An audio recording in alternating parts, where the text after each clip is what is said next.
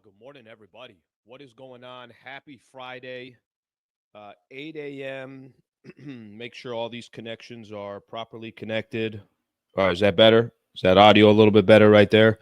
All right, obviously not in the studio today, so I'm making sure this sounds good. It looks good. It feels good. You guys can tell me if anything is missing on this stuff. Just make sure that the audio is all good. If you guys don't mind on that one, I would appreciate it. But it looks like it's all good to go.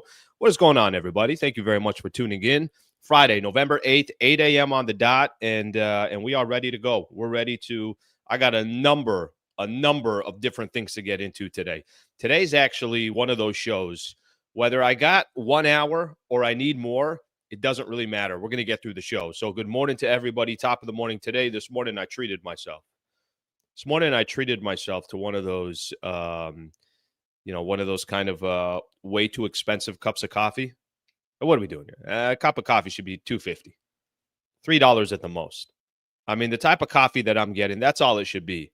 All right, it's a little more expensive today. Today was a little bit more expensive. You know, you got some of these bougie coffee shops out there. Don't get me wrong, I like them. They got some of the amazing pastries that they have. You get right in there on the display while it's hot. Let me just get a quick sip while it's hot. Some good coffee right there. You got that display case there where it's got all these different types of pastries. What is that? A chocolate croissant right there? What is that over to my left? Is that some kind of a cookie that you guys put together with a couple chocolate chips on the inside, and it's $7? All right, every once in a while, on a Friday, why not go get one of those nice things? Why don't you go get the finer things in life every once in a while? It was not Starbucks this morning. It was not making a cup of coffee. There's a place. I'm in Pasadena today, so there's a place here not too far, but the coffee is damn good. First cup of coffee today. We got a lot to get into. I will start off the morning by saying good morning as people kind of work their way in. Happy Friday here. We got somebody else saying espresso dark roast. Good morning to you as well. We got a few different people on here, so feel free to work your way in. We got a packed show today. I'll tell you guys what we're doing today. I saw that Bronny is going to the G League, and now that we've got probably about 8 games in, we had the preseason as well. Has Bronny been a distraction at all? I want to ask Laker fans if you guys think he's been a distraction. Has it been no big deal at all? So you guys can feel free to chime in on some of that stuff. I put out a video yesterday. If you guys remember when I started the show yesterday, it was JJ Redick kind of going at D'Angelo Russell. Here's the thing. He wasn't really targeting D'Angelo Russell, but he literally mentioned D'Angelo Russell's name. So I took that clip when I did the show yesterday, and I want to read some comments of how Laker fans feel about D'Angelo Russell. Not looking good for D'Lo. In my honest opinion, I don't think many Laker fans have too much support for D'Angelo Russell. So we'll do that as well. There's a lot of stuff obviously going on in MLB free agency. So in about 10 minutes or so, Doug McKain, a Dodgers Nation, is going to come on, and he's probably going to tell me that the Dodgers are ready to sign 16 more players, make 13 more trades, and then be in position to win 7 of the next 8 World Series. So Doug McKain's going to join at about 8:15. And then I got, aside from all the questions obviously going on in regards to baseball, we'll do what we call, what have we done this now? We've done this last couple of weeks, weekend preview. So we'll get a chance to talk about all the different games that are coming up over the weekend, college football, NFL, the whole thing. Let's get started. All right, just a quick reminder here. I have been told that I need to mention this more often, that I don't do it enough, so I'm going to go ahead and do it. If you can please subscribe to the channel, if you can please hit the like button, and it will help this channel grow. And whether people like it or not, this damn channel is going to grow. But as it does, I'd greatly appreciate if you guys can subscribe to the channel. Literally just a few subscribers away from 26,000. So if we can close in on that, that'd be awesome. I would appreciate that. All right, let's get started. Let's talk about Bronny here real quick. Bronny James. We saw the story. I think it came out yesterday. And Bronny James, whether you like it or not, is a story around Lakers basketball. Bronny James assigned to Lakers G League affiliate. So Shams Charania had put that out yesterday. So weird not seeing Woj anymore. What the hell happened to Woj? I know he went on. He's taken on different adventure or whatever you want to call it. But Woj, man, Woj was Woj. So I saw this yesterday, and it kind of got me to thinking. I don't think it's a huge surprise, just to give everybody the details of what this means, that he's going down to play with the South Bay Lakers. So I guess the way it will work out, I'm going to read this. The organization's current plan is for James to play in only G League home games as he shuttles between the Lakers and South Bay. So it sounds like he's still going to be on the Lakers roster as well. There's still going to be opportunities for him to get some chances and everything else. And we all know the storylines around Bronny James. My question to Laker fans out there, has he been a distraction? Do you guys think that Bronny James, and I'm not talking about him individually, I'm talking about kind of the circus around him, or getting him drafted at 55, or in the summer league, the attention that he was getting, or to start out the season, it was Bronny and LeBron James checking in together, or when he was in Cleveland, the fans chanting, "We want Bronny." When he was in Detroit, "We want Bronny." We definitely had moments like that. Do you guys think he has been a distraction or a negative distraction towards the team? Because if you'd have told me before the season started, I remember obviously doing the show with Trav, him and I would have the conversation, and Trav was kind of on it's a 55 pick in the second round. It's not that big of a deal. And what I was trying to explain to Travis, I'm like, it's not that, it's the principle. Why are you drafting somebody that you know is not going to have an impact on your team?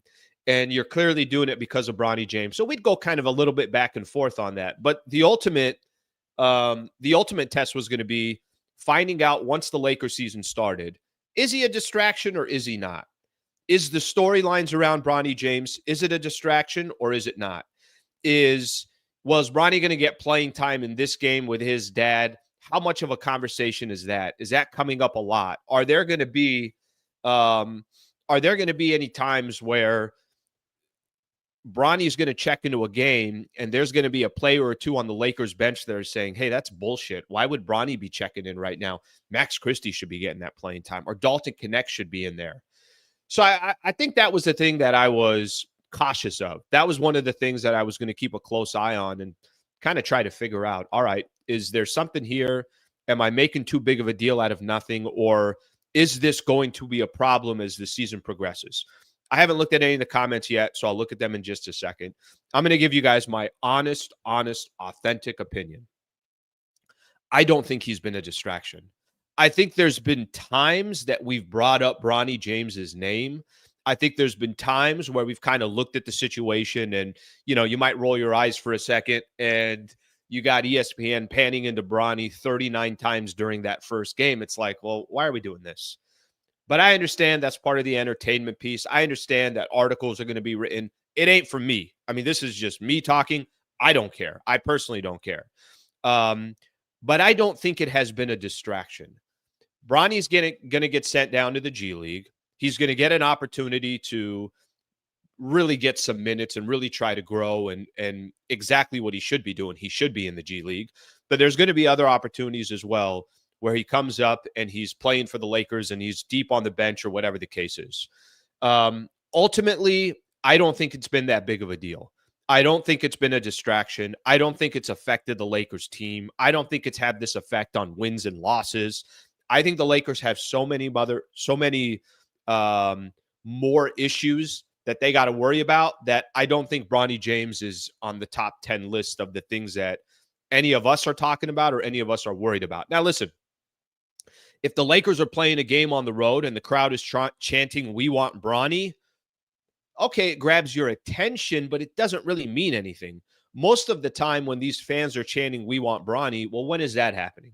That's happening when the Lakers already got their ass kicked in some of these games that they were out on the road, that there is no the game has already been determined. It's not like Bronny's checking in with 2 minutes left in the game and it's a one possession game. That's not happening.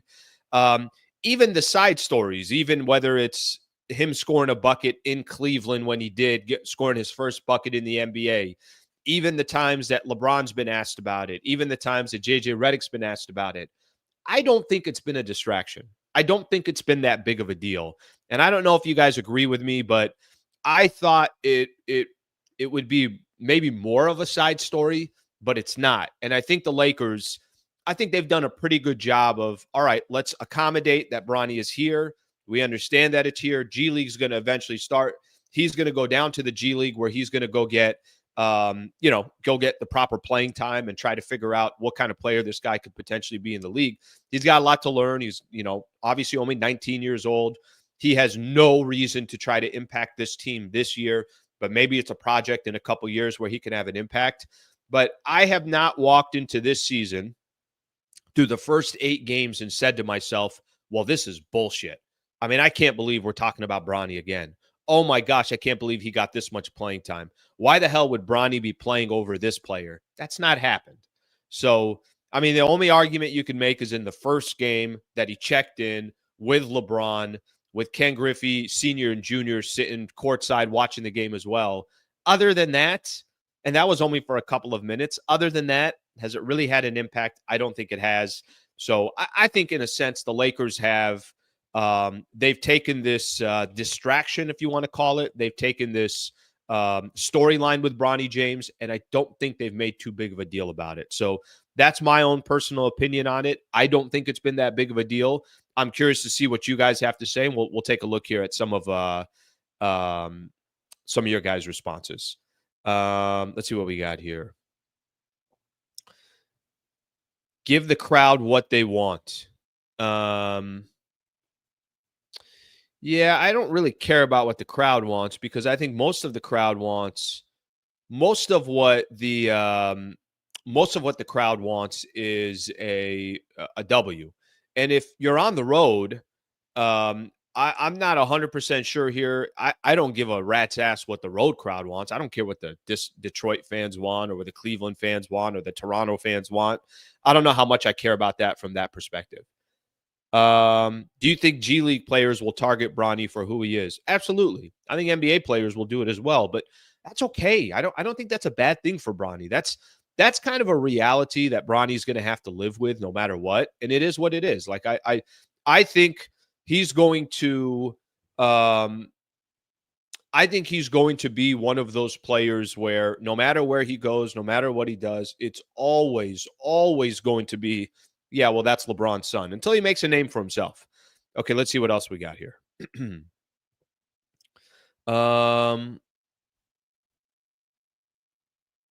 There really shouldn't be more opportunities for Bronny. He got the ultimate opportunity when his father single-handedly got him in the league and paid. He's not ready and needs to be in the G League. No problem with that. I think the G League is going to be perfect for him. Bronny to the G League, number 1 story on the Sliwa Show. It doesn't affect me at all, Alan Sliwa. It doesn't affect me. Listen, this is probably hopefully going to be one of the last few times we're talking about Bronny this year. But I don't think it's had an effect. Like whatever my perception was before the season started of how much of a distraction could this potentially be, I don't really feel like that it's been that much of a distraction. And it could have, if they didn't play it the right way, if JJ Redick was all of a sudden playing him over other guys, I think it could have been an issue. If at the end of a game, Bronny's in there with LeBron and it's a 2-point game and everybody's like, why the hell is he in here? That obviously would have been an issue, and that has not been an issue. All right, see what else we got here. But he's not going to travel with the G League team. Yep, I saw that as well. So listen, he's still going to be in the picture, but I don't think that that's an issue. I don't think that's a problem. Okay, by the way, Lakers do have the Philadelphia 76ers tonight. I am not going to the game tonight. I got a couple of people asking me if I was going to be there. My plan is to go to the game against the Toronto Raptors on Sunday. Lakers got a chance. I saw this stat. Somebody put this out there. I'm stealing somebody on Twitter, one of their stats. I don't know if they tagged me on it or not. There was a stat here. Lakers defense during that road trip. They were in the league in those 5 games. This was the Lakers defense over those 5 games. 28th in defensive efficiency, 28th in field goal percentage, 28th in points per game. No. Last in points per game. And then last in fast break points per game. Lakers were 28th or worse on the defensive side during their 5-game road trip. Now, they got a little bit of good news. I know there's going to be a couple Tyrese Maxey is not going to be playing tonight. Joel Embiid is not going to be playing tonight. So a couple key players for the Philadelphia 76ers won't be playing. We'll see what happens with Anthony Davis. He's listed as probable. So I think from that perspective, Lakers should get back on track tonight, but they got issues. I mean, we talked a little bit about it yesterday. Later in the show, I want to talk about, I'll kind of key in more on D'Angelo Russell, because I do think there's a real conversation there to be had. And if I read you guys some of the comments from yesterday's show about D'Angelo Russell, I don't really know where the support is for D'Angelo Russell. It doesn't seem like there's much support there at all. All right, let me get to a couple of these comments here real quick, and then we'll get Doug McKain on here shortly. Let's see what else we have here.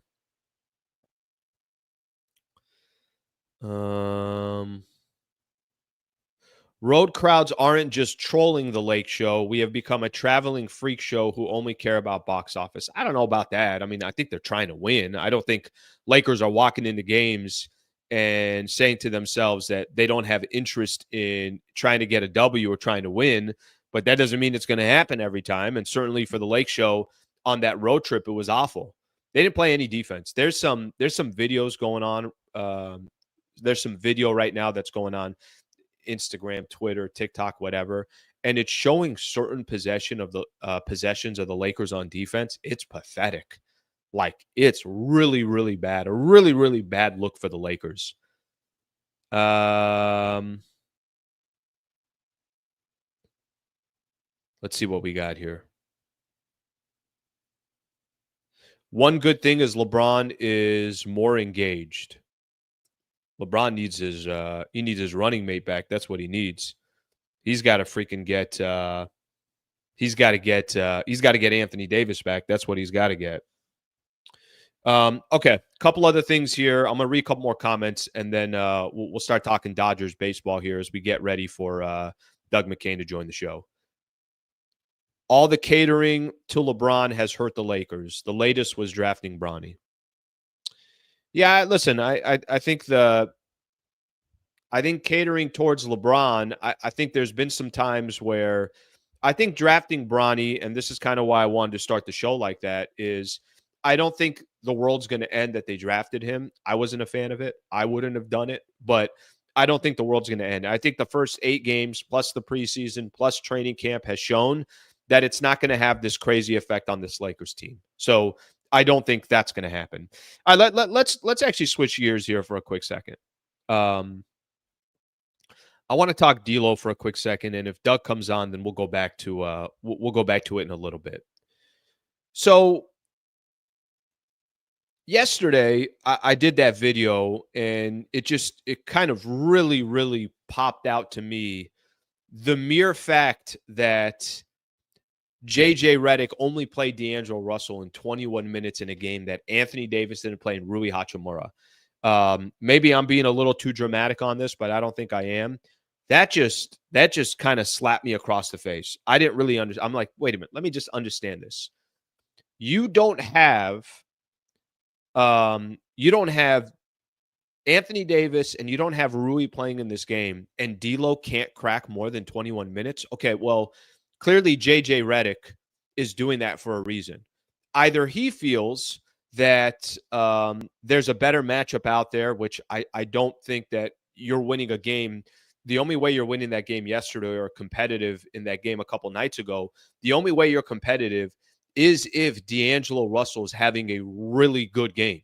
I mean, that's how bad they need D'Angelo Russell. I think we all kind of agree with that. That's no shock or surprise. You got to have D'Angelo Russell, and you got to have him in one of these games, and he's got to be incredibly, incredibly productive. They sent a message to D'Angelo Russell a couple nights ago, and their message to D'Angelo Russell was, if you're not playing the way we need you to play, even a game where Anthony Davis is not there, we're going to sit your ass down right here. Go look at all the articles and go look at all the interviews that came out the next day.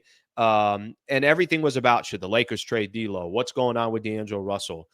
I'll read some of those comments, and I'll do it in just a little bit. We'll get back to the D'Angelo Russell side of things. But what a message sent by the Lakers to play this dude 21 minutes without Anthony Davis. How bad they need D'Angelo Russell to be productive, and the dude only gets 21 minutes.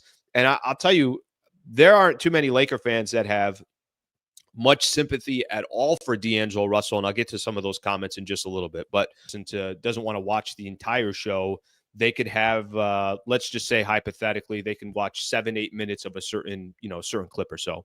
So let me share something with you guys. So right here, I have that clip that I put up yesterday, and this is the clip specifically about JJ Redick saying what he said about D'Angelo Russell and only playing him 21 minutes. I don't need to play any of the clips, but I just want to show you guys the comments. Here's the clip. It basically says, is this JJ Redick's wake-up call? What I was curious on with some of these comments, this was my curiosity when I put this up. My curiosity was, are there going to be a lot of Laker fans that have the backing and the support of D'Angelo Russell? Because clearly, D'Angelo Russell, whether you guys think it or not, I think that last game was a message to D'Angelo Russell, get your shit together. And I think that message to D'Angelo Russell was, it's not just, hey, D'Lo struggled from the field. When your head coach is calling out attention to detail, sounds like hustling was a question, effort was a question for a lot of the players, but specifically him as well. We could be coming up to the end of the road here for D'Angelo Russell as a Los Angeles Laker. And what my question was, and one of the things that I was trying to figure out more than anything else was, is there a way or is there a path by any stretch of the imagination, whether there's a lot of Laker fans that have support for D'Angelo Russell? You guys can read some of these comments here, and I swear I don't see one defense towards D'Angelo Russell. Let me read some of these. Darvin Ham says, I told you so. D'Lo about to fake an injury. That boy has no backbone and can't handle criticism. D'Lo has been one of the biggest problems of the Lakers losing the previous games. His decision-making, his execution has been poor. You can see it in his teammates' body language when he starts making multiple mistakes in a row. I'll just keep going down here. Our guards can't guard. Trades are coming. It's his defense. There's clips online that you could find where it's like he's not even trying. Okay, let's keep going down here. I'm just going in order here. I haven't done anything. I just went to yesterday's comments and I'm reading you what Laker fans are telling me. And I don't think there's much support for D'Angelo Russell from a Laker fan base. And I don't know how much support is within that locker room here. I don't know if you guys saw this, but his stats so far this year, I looked it up last night, or I looked it up yesterday. His stats so far this year are dreadful.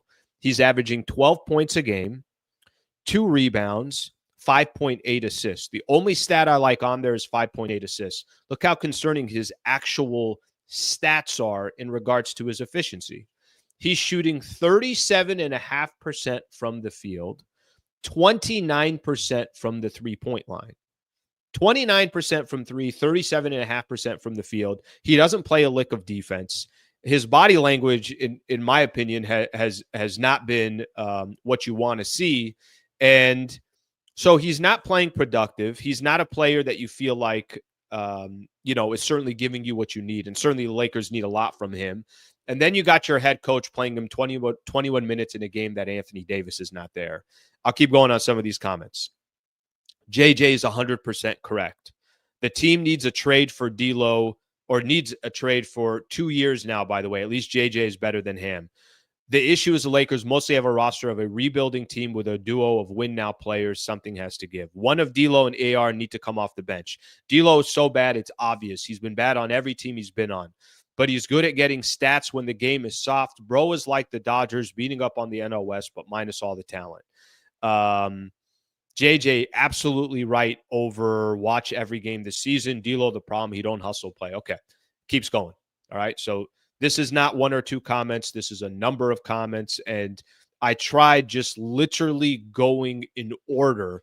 And part of the reason why I wanted to go in order as I was doing this was because I don't want people to say, oh, Al, you're trying to twist this. Or, you know what, Al, you just don't like D'Angelo Russell. Because I do get that. There's definitely times where people say, you just have a thing for not liking D'Angelo Russell. I just never believed in him.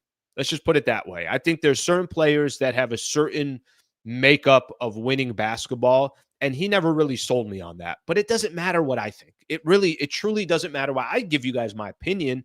It doesn't matter. What matters is what does the head coach think? What does the rest of the staff think? And then, that's why I kind of asked the question here, is D'Angelo Russell now on an island? Has this guy kind of just put himself in a position where he really doesn't have, if you don't have support from, and I don't know the insider on this. I don't know if yesterday or a couple nights ago was just one game where D'Lo played 20 minutes. He may come out tonight against Philly and drop 25 points, have 8 assists, and he's looking at the Laker crowd and they're all going crazy about him. We know how quick storylines can change in sports. But what I will caution everybody is, if you don't have the coach's trust and the coach's confidence, and then all of a sudden you read some of these comments that I'm talking about with D'Angelo Russell, it doesn't sound like you have the pulse of the fans that believe you as well, that's going to be a problem. That's going to be an issue. Like, I don't know how else to put this, but that's going to be an issue. I saw something yesterday from Brian Windhorst, and I got to work on Brian Windhorst. I got to get him on the show. That guy was always so nice with his time when I was at 710. That guy always, for years, would always come on my show. So we'll try to bring him on here. But I think the point that Brian Windhorst was trying to make is, it's not like there's this huge market for D'Angelo Russell just waiting to come. I mean, what are you going to get in return? I don't know. But it feels like the days are numbered for D'Angelo Russell, where in the past, if the Lakers were more strategic, if they were kind of saying to themselves, oh, you know what? Well, if we can't trade him at the trade deadline, we'll hold on to him and we'll wait for the right trade. We'll wait till the summer. Okay, if we can't wait till the summer, the clock is ticking on the Lakers. And clearly this roster has flaws, and clearly this roster has a lot of things that they're going to have to figure out. So that part, to me, when it comes to D'Angelo Russell, I think is a big question. And I just go back to this. Listen, nobody has to agree with me here. If somebody is a fan of D'Angelo Russell, make the case on here. The problem for D'Lo, I don't see too many fans that are jumping in and saying, oh, no, trust me. This is our guy. This is the man that we want, over and over. I don't see that. I genuinely just don't see that. So let me read some of the comments here, see if people agree with me or if they don't. Let's see what we got here. Saw a video of D'Lo talking to LeBron on the court after Bron said to get a rebound. D'Lo gone.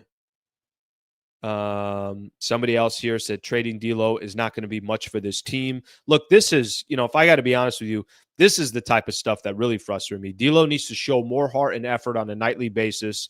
Inconsistent efforts are easily apparent. Like, if you got an issue with your point guard just not playing hard enough, what the hell are you going to do with that? I mean, that's a much bigger issue in my opinion. I'm going to keep reading more of these here. D'Lo only works with AD. Reeves needs to chuck up some threes, or needs to stop chucking up some threes. I'm going to keep going here.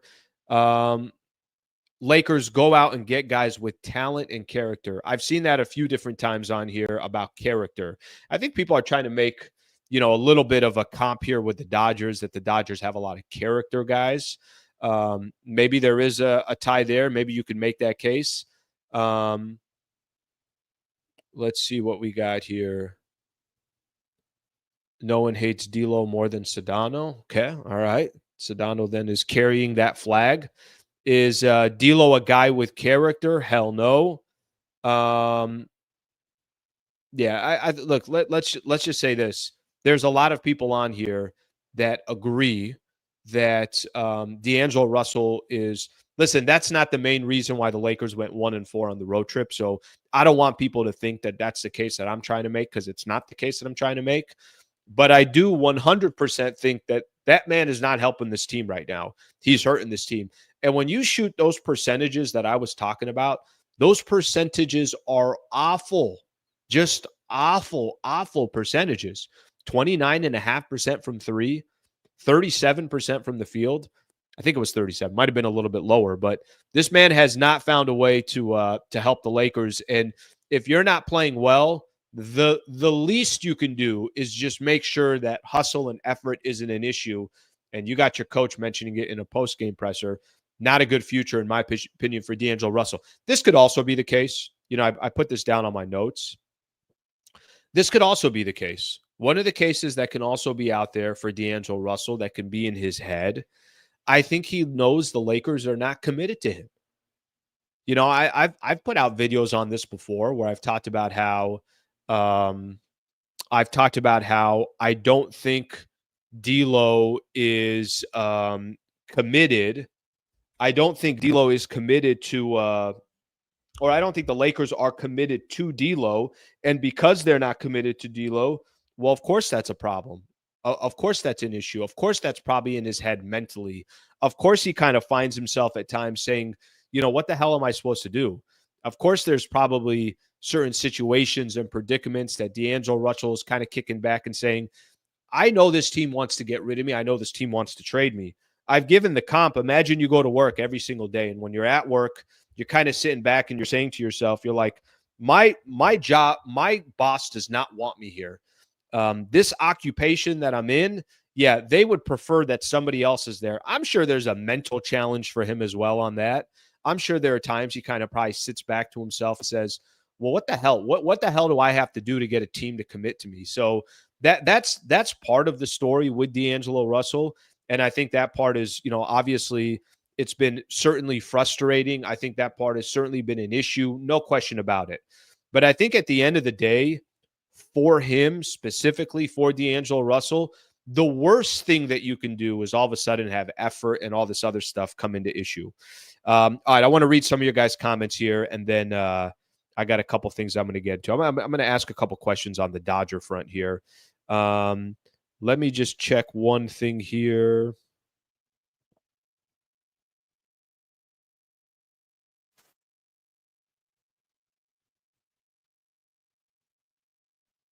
Okay. Let's switch gears here. Let's talk a little Dodgers. I know we were going to have Dougie on, and I'm going to have to just reschedule that, but that didn't happen. How many teams in every year are actual championship contenders? Maybe 3 or 4. And then you might have a team that goes on a run. I don't know if people thought Dallas was a championship contender last year, but they ended up getting there. You can make trades at the trade deadline that all of a sudden you become a part of the conversation, but 3 or 4. Like I think this year, if you said, give me the teams that you genuinely think are championship contenders. Boston, Oklahoma City are the 2 no-brainers. And then after that, I think there's question marks. How is this Knicks team going to do with Karl Anthony Towns on that roster? How are the Minnesota Timberwolves going to do with Julius Randle and Dante DiVincenzo? How's Dallas going to do with Klay Thompson on that roster? So I think there's probably 3 or 4 teams that you can look at. Definitely 2. I want to see real quick on the standings. I mean, is Cleveland a championship contender? Maybe they are. But if you'd asked me that question before the season started, they're 9-0 so far this year. So they don't have an L this year. They've been phenomenal. Phoenix is 7-1. They've won 6 in a row since Lakers beat them. Do you believe in Phoenix? I don't have as much belief in them. Golden State 7-1. Do you think they're going to make a run at an NBA championship? The difference with Golden State is I'm sure they'll move assets if they need to and try to do everything they can to be a championship contender. So there's definitely some teams out there in the Western Conference that can potentially make some noise, and in the Eastern Conference, but it's too early. I think you need about 30 games to kind of know what some of these teams are going to end up doing. All right. Let me see here if I got 1 or 2 more comments, and then I'll go to some of this Lakers stuff here. All right. D'Lo just coasting with his talent. He's not going any future, has no future as a player. Okay. I'm going to switch gears here, and let's talk just real quick a little bit of Dodgers, and then I got my weekend preview that I want to get into as well. So some of the question marks for the Dodgers, and I already kind of mentioned this, that, all right, I don't think the Dodgers are going to make a real run at Juan Soto. And I think I told people, the people have spoken. There's a lot of Dodger fans after I did that video about Juan Soto with John Quintera. There are a lot of people that literally did not want Juan Soto to be a part of the Dodgers. I think there's a lot of discussion and conversation about Teoscar Hernandez and having Teoscar back on this team. I think for me, the Dodgers are in such an interesting spot because by getting this World Series this year, listen, they're not playing with house money. The Dodgers winning this World Series and having won and call 2020 now, obviously that one, I know it's a shorter season as well, but they got a full World Series under their belt. For them to have this much success, it was, I don't know if you want to call it bad luck. I don't know if you want to call it I don't know what you want to describe the Dodgers over the 10, 12 years of success without having this World Series. But what this World Series just did for them is it just took all the pressure off. It doesn't mean they're not going to have pressure next season and pressure with Shohei Ohtani for the next 9 years while he's on this team. The Dodgers are always going to have pressure because their expectations are to win. They spend a ton of money. They're smart with their resources. They got Hall of Famer after Hall of Famer that's on that team. But I think by getting this first World Series, they can at least breathe a sigh of relief. Andrew Freeman can breathe a sigh of relief. Dave Roberts can breathe a sigh of relief. A lot of these players can start kind of breathing a sigh of relief. So then you look at the Dodgers this upcoming year. Clearly, all of Major League Baseball is going to be chasing the Los Angeles Dodgers. And whether these are teams in the NL, it seems like to me that the best teams in Major League Baseball this year were all in the National League. Or you can go kind of revert back and see some of these American League teams. What are the Yankees going to do? I think if the Dodgers and the Yankees played a best of 30, Dodgers are going to win 23 of those games. I just think the Dodgers were going to win. No matter what happened in that series, they were eventually going to beat the Yankees, and that was the team that was representing the entire AL. How much more can the Dodgers add to what they've already done? I was looking at this yesterday. What's that rotation going to look like next season? I mean, Shohei, even if he doesn't start the season, Roki Sasaki is another player that it sounds like a lot of teams or a lot of the reports out there are talking about how he could very easily end up with the Los Angeles Dodgers. You're going to get Tyler Glasnow back. Yoshinobu Yamamoto was a complete stud this year. Some of the other players that we haven't talked about in the Dodgers rotation for over a year, Tony Gonsolin, Dustin May, they'll some shape, way, or form find their way back as well. Other young kids that they'll be cropping will be coming up as well. I don't know what they're going to do with Walker Buehler. Clayton Kershaw sounds like is going to try to find a way to come back. They're going to have potentially 6 or 7 guys that they can throw in that rotation. And I think as much as people are talking about, bats out there, I think Teoscar is the right person to go get, by the way. If I had to say, of all the players, Teoscar Hernandez really wants to come back to the Dodgers, it sounds like. They can put together maybe a 3-4 year deal for Teoscar Hernandez where it makes sense for both sides. But I think more importantly, he was great for the Dodgers last year, and he wants to be a Dodger.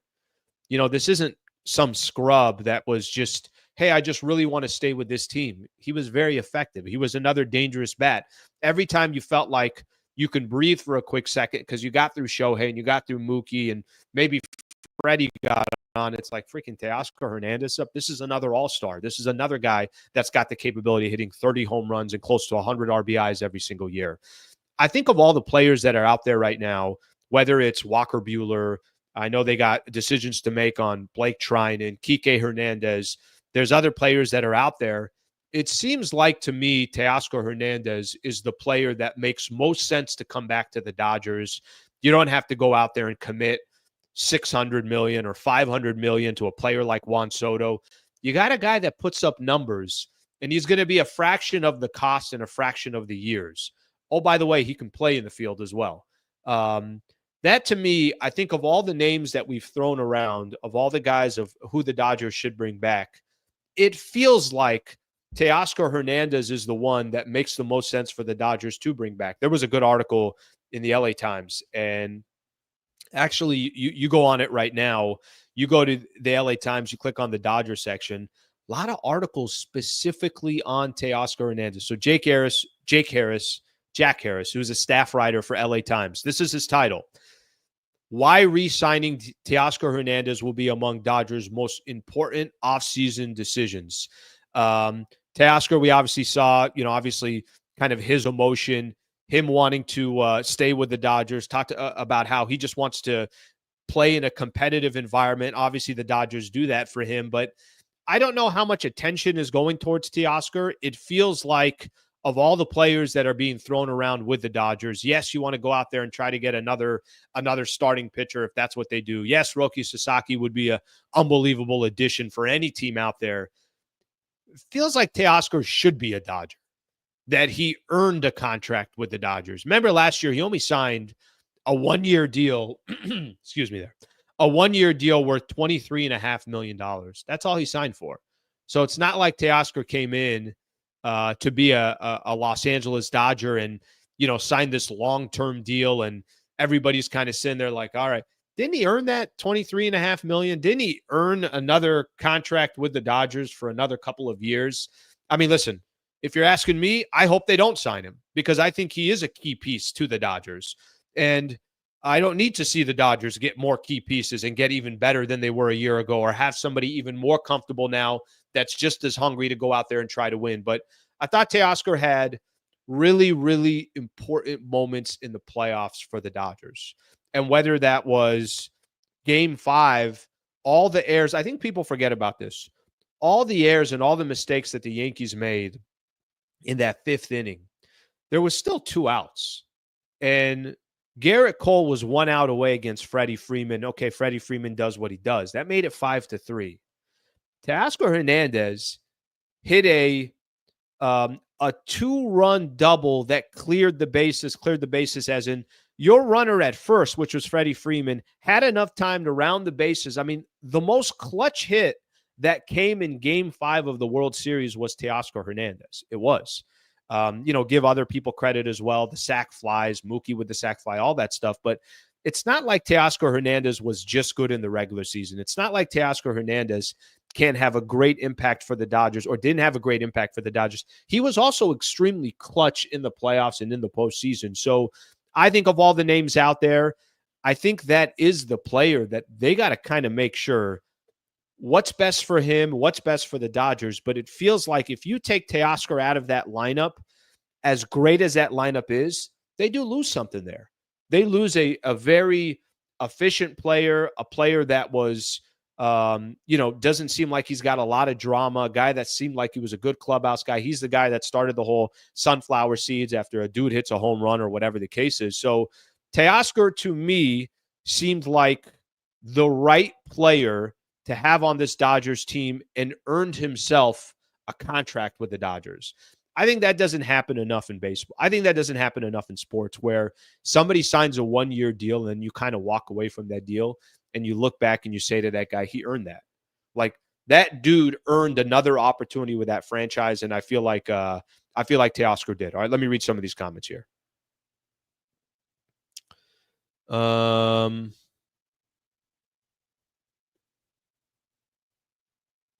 right, we got some people that are. I don't know if this is for Teoscar, if you're saying that you think he's going to sign a 4-year. First off, he better use that damn leverage that he had this year and go get himself some money. Go get paid.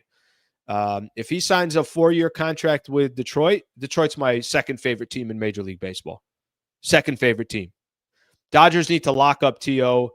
Before another team swoops. Listen, if I'm another squad out there, I get to go get a player of his caliber. I get to bring him in the clubhouse. I get to bring somebody that's clutch and is not nervous of big-time situations. I get to bring somebody that I think adds just a personality to the team that, I don't know, Dodgers are so corporate-like, right? They're so business-like.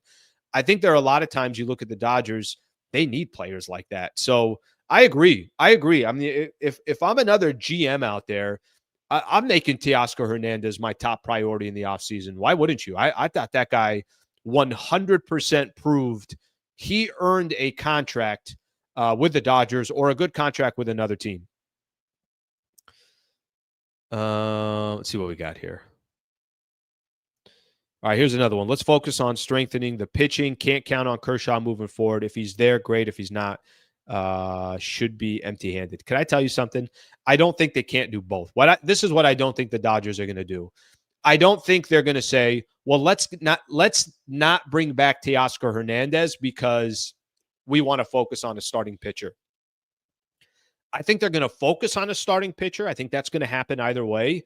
And I think they also have an opportunity to go out and get Teoscar. Here's the reality with the Dodgers. I think they're starting pitching just merely by the fact that they're going to get healthy again. They're going to have as deep of a starting rotation as anybody in Major League Baseball. The Clayton Kershaw story, I know that story was out. And maybe if people think why I didn't hit on it as much, I remember saying this in the past. I just don't think it's much of a story because I just don't think Clayton Kershaw's got anything left. I think if Clayton Kershaw is on the Dodgers, it's more because of what Clayton Kershaw has done in the past. It has less to do with where Clayton Kershaw is today. So maybe he's a luxury there, but I don't think there's going to be a time where the Dodgers are depending on Clayton Kershaw. I don't. So that's why I don't think that's been much of a conversation, to be completely honest with you. All right, let's see a couple more here. Teo also hit that grand slam against the Padres. He did. That was the last time. I think that Tatis home run in the third was the last time, or the second inning, whenever it was. I think it was the second. And then Teoscar hit that grand slam, I want to say, in the third inning. It's the last time the Padres scored that series. All right, let's see what we got here. Mets have the lead because Cohen has the money. It's New York. Mets need an outfielder. I will tell you this. If he ended up going to another team because another team just overpay, probably what you're going to have to do with Teoscar.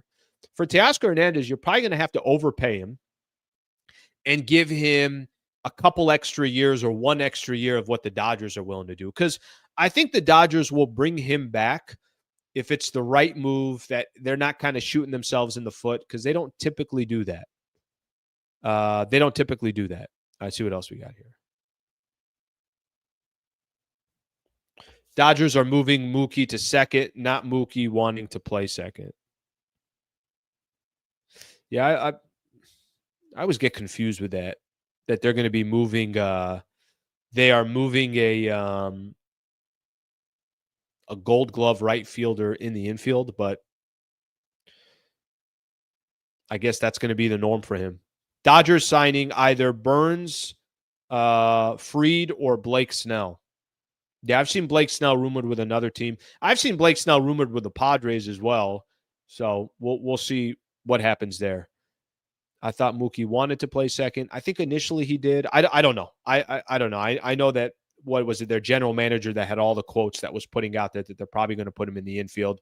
All he wants to do is win. But obviously that means you're going to have to add an outfielder out there if you end up doing that. So strategically, they got a lot of guys that can play a lot of positions. I mean, Tommy Edman, that guy played, I think, every pitch or every position, basically every position. All right.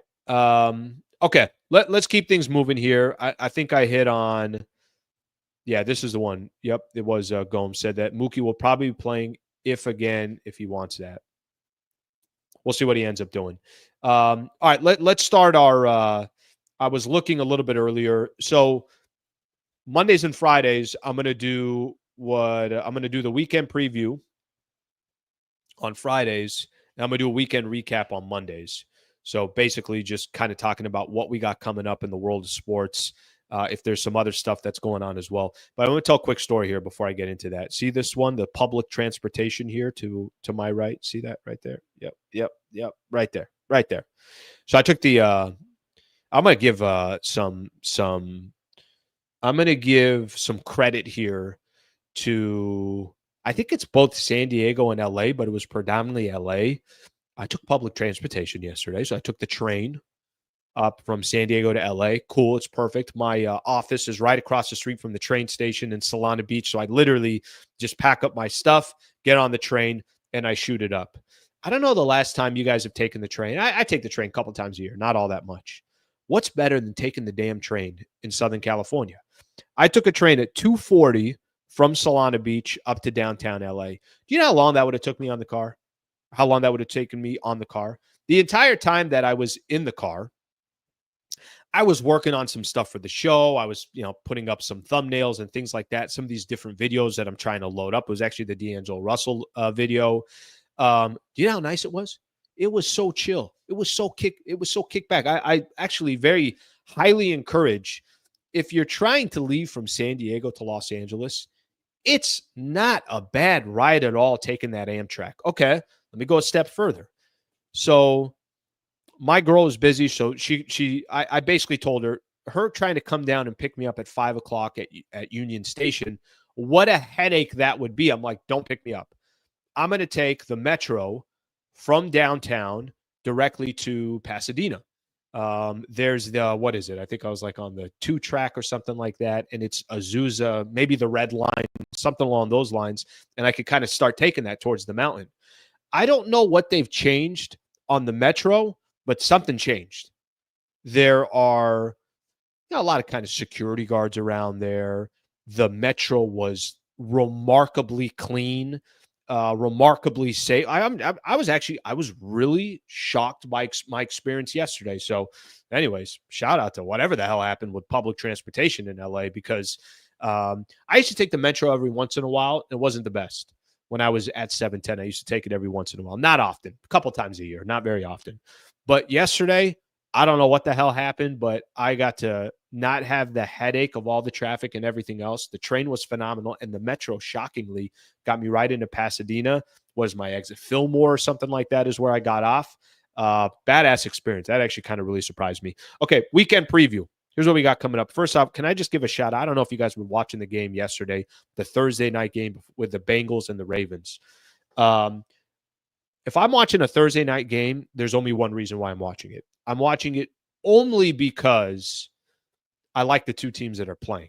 Like, I think it's a good matchup. That's obviously a good divisional matchup. You get to see Lamar Jackson. You get to see Joe Burrow. I'm going to watch that game. So I got the game on. I'm not really paying too much attention to it. Every throw I saw Joe Burrow throw was to Jamar Chase. Or do you know that Chase yesterday had 11 catches for 264 yards and 3 touchdowns? My God, what a beast. Just every time Burrow threw the ball, he was throwing the ball to Chase. They ended up losing because they went for 2. I don't mind going for the 2, but can I just say one thing? If you're going to go for 2 and you're basically telling your team we're going to win or lose the game right here on the road, can you run a little bit of a trick play, something that you feel really comfortable that you're going to get? They just ran a regular play and it did nothing. You could say a little bit of PI, a little bit of holding, but that was disappointing to see the Bengals lose that game. Okay, as far as the weekend preview, a couple NFL games I think to point out at that should be pretty good. Sort of a good game, Broncos-Chiefs, 5-4, 8-0. Maybe not a good game. That's going to be one of the early games at Arrowhead. Obviously, the Chiefs are 8-0. That's a 10 a.m. game. There's some good games later in the day. Lions taking on the Texans on the Sunday night football game, 7-1 versus 6-3. That's a badass matchup. That game is going to be on NBC, so that's a Sunday night game. Rams got the Monday night game. What a great opportunity for the Rams. Dolphins are 2-6. They got a chance now to go 5-4 when they started the season out 1-4. They could get their 4th straight win. That's coming up on Monday night. So really the 2 best games over the weekend, they're going to be on Sunday night, and they're going to be Sunday night will be the best game of the weekend. Everything else after that, I didn't really see anything that was too outrageous or anything that I thought was really good. On the college front, college football, I'm just looking at top 25. That's the only thing that I'm paying attention to. Georgia at Ole Miss. I want to be there so bad. How much fun would that be? To go to a Georgia at Ole Miss, number 3 Georgia in the country versus number 16 Ole Miss. That's going to be going on at 12:30 tomorrow. So that's a badass game. And then the other game that I saw in here, Alabama at LSU. Jesus, I am such a sucker for the SEC. Not even just the SEC, Big Ten as well, but the SEC. I mean, they just print out matchups. Alabama at LSU. It's number 11 versus number 15. Both teams with 2 losses. Both teams obviously trying to stay in that top 12 for the playoffs. So those are some really good games right there. And the last thing that I'm going to point out for the weekend is tonight. Kind of got a cool game here. Warriors and the Cavs. 7-1 Warriors, 9-0 Cavs. Warriors just went to Boston and won. I watched a little bit of that game. That game was going on. It was a little bit earlier before the Lakers were playing their last game. Who Lakers have? Memphis. And Golden State looks pretty decent. They look pretty decent. And the one thing that the Warriors are going to do, I guarantee you, if they feel like they got a shot, they'll go make a move. That front office will make some type of a move. But they look pretty good. Suns are playing the Mavs later today, so some good NBA matchups as well. And then, of course, later tonight, Lakers and the Sixers. So that game tips off at 7. I will be doing the post-game show tonight, so once the game ends, I will be back here. My apologies again. Really, really, really disappointed. I was not able to make that happen with Doug McKain. Really wanted to have him on, really have some good Dodger conversations that I want to have. So I'm going to see if I could move that with him and get that up here sooner than later. But my apologies on that. I hate not coming through on that, having some technical difficulties there. So my apologies there. Please subscribe to the channel. Closing in on 26,000. So I'll tell you guys exactly how many subscribers I have right now. It says 25.9. If you have not yet subscribed to the channel, please subscribe to the channel. Would greatly appreciate you guys doing that. Please like the video as well. And hope you guys have a great rest of your day. I will see you guys back tonight talking Lakers basketball after the Lakers beat the Philadelphia 76ers. We'll see if I have to eat my words or not. But I appreciate you guys tuning in. Thank you, everybody. Have a good rest of your morning.